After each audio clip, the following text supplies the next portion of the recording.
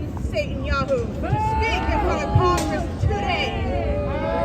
A wanted war criminal who's responsible for the genocide and ethnic cleansing of the indigenous peoples of Palestine. We say no to war criminals. Today in D.C. there's Mossad, NYPD, SWAT, Secret Service, and more security than any president has had in this country ever. The U.S. government has shown us time and time again that they are pro-genocide, from the first contact in 1492 until current times.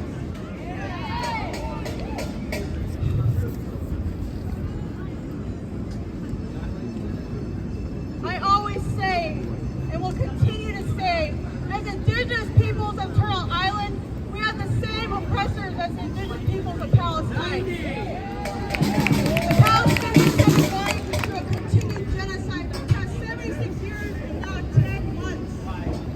The ICJ announced the eviction notice to the rogue fake government is not real and illegal settlers. We demand action. We demand an arrest. We demand the right of return. We demand the lands that were stolen in 1948 and the lands that have been continuously stolen to this day. Today we remember over 12,000 plus children who have been murdered.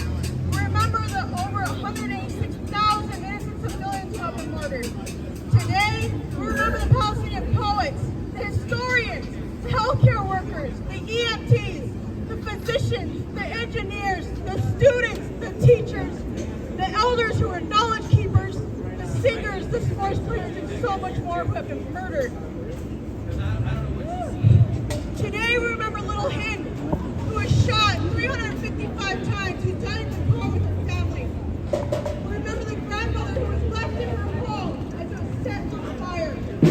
We remember the child who was bombed and remains left hanging on the wall. We remember the Red Crescent EMTs who have been bombed in the ambulances trying to do their job to save the injured. We remember the grandmother who the IDF sicked their dogs on her and killed her. We remember the bombing of tents in Rafah, in Mawasi, Khan Yunis, and the so-called safe zones. We remember Carlos Habibi, the 24-year-old Palestinian named Mohammed Bahar with Down syndrome, who never spoke words in his whole life, spoke those first and last words as he was being ripped apart by the IDF attack dogs. While he was petting them, saying, Carlos Ya Habibi. Today, remember all 186,000 Palestinians. They're not just numbers. When you hear their names, you say them out loud. We won't ever forget, and we won't ever stop, we won't ever be silent, we will not look away. To the resistance fighters of all factions in Palestine, Yemen, Lebanon, Iraq, Iran, and to all the resistance fighters around the world, we stand in solidarity with you. We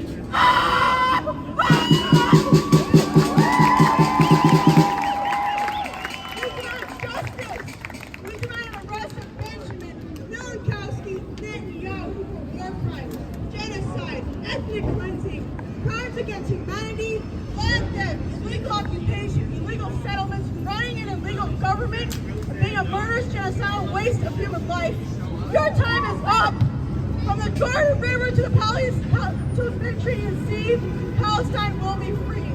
This is a promise from one of the merciless Indian savages. I won't ever stop fighting or speaking up for my brothers and sisters of Palestine.